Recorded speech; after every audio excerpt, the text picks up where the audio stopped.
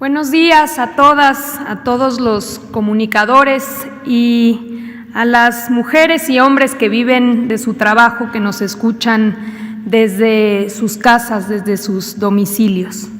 Hoy celebramos el Día del Trabajo en condiciones totalmente atípicas. En esta ocasión no hay congregaciones en plazas públicas y gran parte de la fuerza laboral del país está en su casa. Es tiempo de solidaridad y quizá más que nunca es importante reconocer que la lucha de muchos trabajadores y trabajadoras que anteriormente no gozaban de ningún tipo de derecho, hoy, a pesar de las circunstancias, nuestras leyes prevén que no es correcto abandonar a su suerte a miles de personas que entregan parte de su vida a empresas y negocios.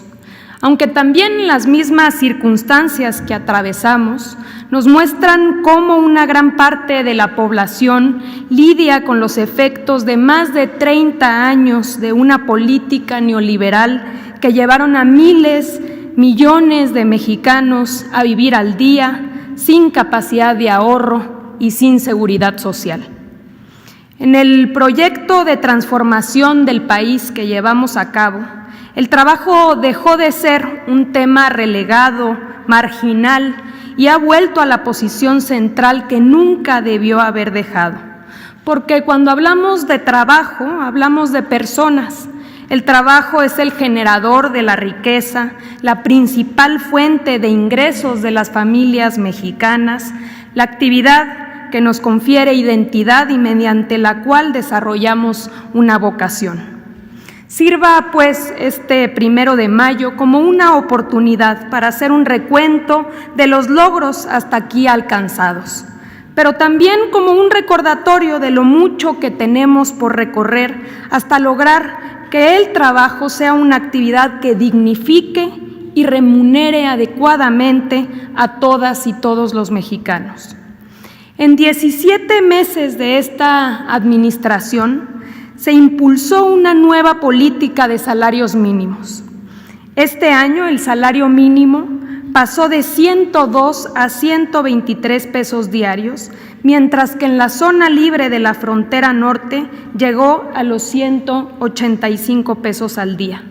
Sumado al aumento de 2019, el salario mínimo ha recuperado en 2 años 35% del valor que fue perdido durante 3 décadas en que imperó una nociva política salarial.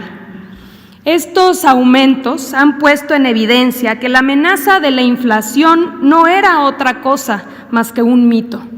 Las evaluaciones apuntan a que la nueva política de salarios mínimos no ha presentado efectos negativos en los precios de los productos de consumo, pues la inflación anual fue de 3.2% en marzo. Más aún, según datos del Instituto Mexicano del Seguro Social, el salario promedio aumentó un 8% en los últimos 2 años. La reforma laboral es quizá el cambio más importante en los últimos 100 años para el mundo del trabajo. Reforma que fue acompañada con la ratificación del Convenio 198 de la Organización Internacional del Trabajo sobre sindicación y negociación colectiva. Es pasar de los contratos de protección, de la corrupción sindical, a lograr que los sindicatos, las organizaciones gremiales tengan autonomía e independencia frente a los patrones y también frente al gobierno. Que sean fuertes y que cumplan con su función de defensa de los trabajadores. Lograr que los sindicatos pasen de un régimen de simulación a uno de verdadera y legítima representación. A 1 año de la reforma laboral, más del 85% de los sindicatos con registros federales han adecuado sus estatutos para introducir el voto personal libre, directo y secreto para elegir a sus dirigentes, lo cual es de reconocerse. Además, para eliminar los contratos de protección, a la fecha, más de 71,000 trabajadores han sido consultados respecto a si están de acuerdo o no con el contenido de sus contratos.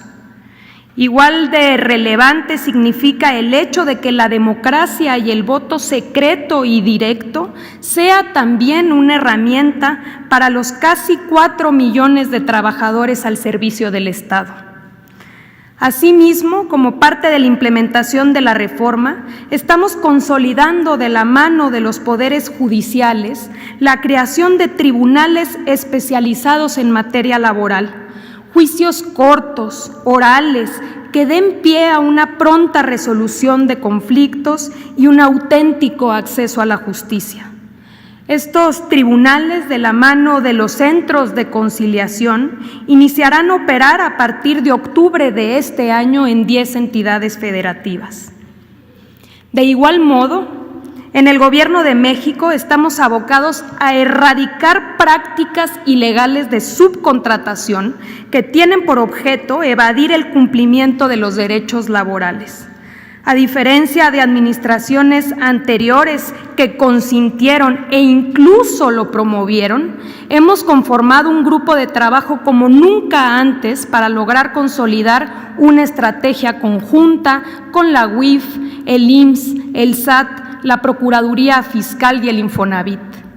En lo que va de la presente administración, hemos realizado inspecciones con el objeto de vigilar, detectando a 1,391 empresas que operaban con presuntos esquemas de subcontratación abusiva, protegiendo así a miles de trabajadores.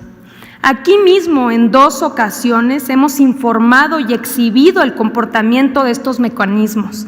En diciembre del año pasado, como parte ya de una práctica casi normalizada para cerrar el año, muchas empresas de subcontratación dieron de baja a sus trabajadores de los registros del IMSS. Lo mismo sucedió hace apenas unas semanas en plena pandemia. Lo importante es que esta batalla ya inició y seguiremos actuando con contundencia para erradicar estas prácticas ilegales. Le apostamos a la juventud. Nunca se había invertido de manera tan contundente en una nueva generación con ganas de trabajar que carecía de oportunidades. Más de 1,200,000 jóvenes han recibido capacitación laboral a través del programa Jóvenes Construyendo el Futuro, recibiendo una beca mensual de 3,748 pesos y seguro médico. Esta generación se está formando y adquiriendo experiencia y se encamina para ser una fuerza laboral mejor preparada y por ende con mejores posibilidades.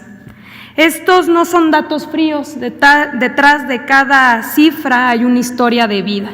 Es muy inspirador notar las relaciones y los lazos que se han forjado entre tutores y aprendices.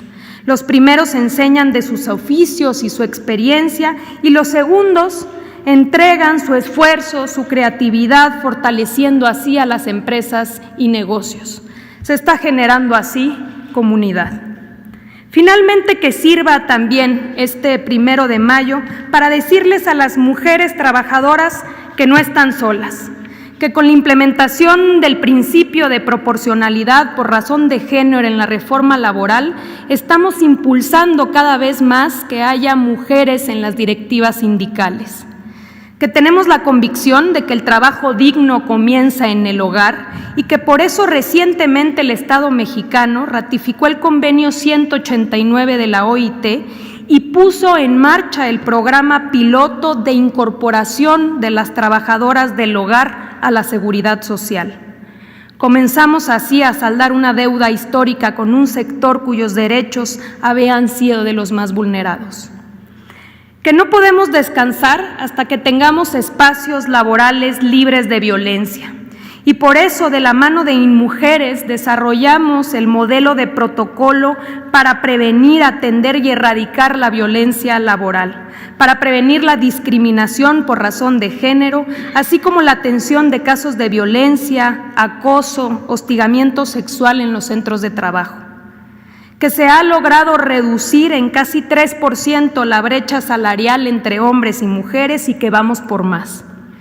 Y que políticas de inclusión como las impulsadas por el Gobierno de México a través de sus programas prioritarios, según datos recientes del ENOE, se registra un incremento de la tasa de ocupación de mujeres jóvenes, la cual pasó de 42.7% en diciembre de 2018, cuando arribamos al gobierno, a 45% apenas en marzo, lo que significan 300,000 mujeres jóvenes más incorporadas al mercado laboral. Por último, todos tenemos que reconocer que estos momentos difíciles nos ponen a prueba. Es momento de sacar lo mejor que tenemos como personas. Hoy más que nunca hay que ser solidarios y responsables. A todas y a todos nos toca velar por las fuentes de empleo y la cobertura médica para proteger los ingresos y la salud de las y los trabajadores ante la pandemia del COVID-19, tal como lo están haciendo con enormes esfuerzos la mayoría de los empresarios de nuestro país. Llevamos 17 meses de un gobierno que trabaja por las y los trabajadores y que lo seguirá haciendo hasta que todas y todos, sin excepción, podamos acceder como fruto de nuestro trabajo a una vida mejor. 1 de mayo, Día del Trabajo. Gracias, presidente.